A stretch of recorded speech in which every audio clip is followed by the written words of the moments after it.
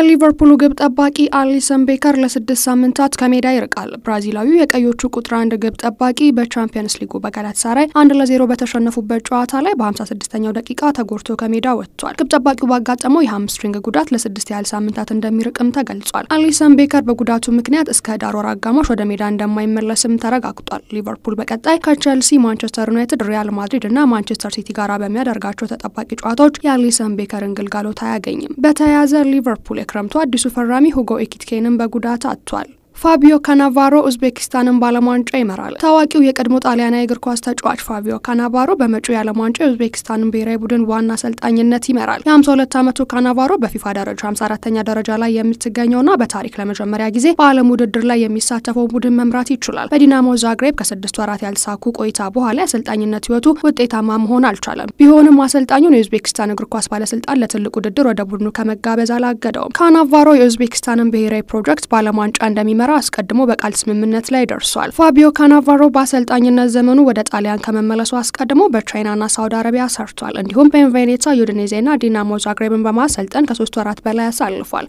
ካናቫሮ በቅርብ ጊዜ ስራው ከ17 ጨዋታ በላይ መምራት አልቻለም። የኡዝቤኪስታን ብሔራዊ ቡድን በኢራን 2 ነጥቦችን ብቻ በማጣት በእስያ ማጣሪያ በምድቡ ሁለተኛ ሆኖ አጠናቋል። በማጣሪያው ቡድኑ በ10 ጨዋታዎች የተሸነፈው 1 ሽንፈት ብቻ በመሆኑ አሁን ላይ ካናቫሮ እነዚህን አዎንታዊ ውጤቶች የማስቀጠል ኃላፊነት አለበት። ፋቢዮ ካናቫሮ የኡዝቤኪስታን ብሔራዊ ቡድኑ ዋና አሰልጣኝ ሆኖ በመሾሙ ቡድኑ በዓለም መድረክ ካላቸው ልምድና መልካም ስም የመጠቀም እድል አለው ተብሏል። በአሰልጣኝነት ህይወቱ ላይ የተወሳሰበ መንገድ ቢኖርም ሹመቱ ኡዝቤኪስታንን የመጀመሪያዋ ትልቅ ዓለም አቀፍ ልምድ የማግኘት እድል ባላት የዓለም ዋንጫ ስኬት ተስፋን ይፈጥራል ተብሏል።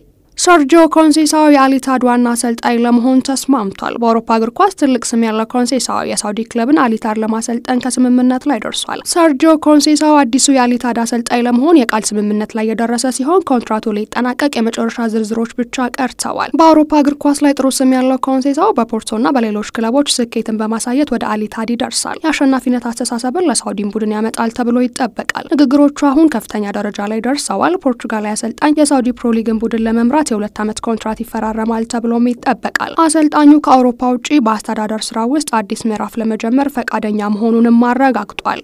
ትላንት ምሽት በተደረጉ የአውሮፓ ሊግ ጨዋታዎች ወደ ኔዘርላንድ ያቀናው የእንግሊዟ አስቶን ቪላ ከፌኖርድ ጋር ጨዋታውን አድርጎ 2-0 በሆነ ውጤት ማሸነፍ ችሏል። ቪላዎች በጨዋታው የተሻለ የኳስ ቁጥጥር የነበራቸው ሲሆን በሁለተኛው አጋማሽ ቡንዳና ጆን ማጊና አከታትለው ባስቆጠሯቸው ግቦች አማካኝነት 3 ነጥብ ማግኘት ችለዋል። ሌላኛው የፕሪሚየር ሊጉ ክለብ ኖቲንግሃም ፎረስት በሜዳው ሲቲ ግራውንድ ሜሪትላንድን አስተናግዶ ምንም እንኳን በኳስ ቁጥጥር ረገድ ብልጫ ቢወስድም 3-2 በሆነ ውጤት ተሸንፏል። አንጄ ፖስቴኮግሉ ኖቲንግሃምን ከተረከቡ በኋላ ባደረጉት 6 ጨዋታዎች ምንም ማሸነፍ አልቻሉም። የጣሊያኑ ሮማ ከፈረንሳዩ ክለብ ሊል ጋር ያደረጉትን ጨዋታ በሊል 1-0 አሸናፊነት ተጠናቋል። በሌሎች የምሽቱ ጨዋታዎች ቦሎኛ ፍራይቡርግን 1-0፣ ፌነርባቼ ኒስን 2-1፣ ፖርቶ ክሬዝና ዝቬዝዳን 2-1 እንዲሁም ኦሎምፒክ ሊዮን ሳልዝበርግን 2-0 በሆነ ውጤት አሸንፈዋል።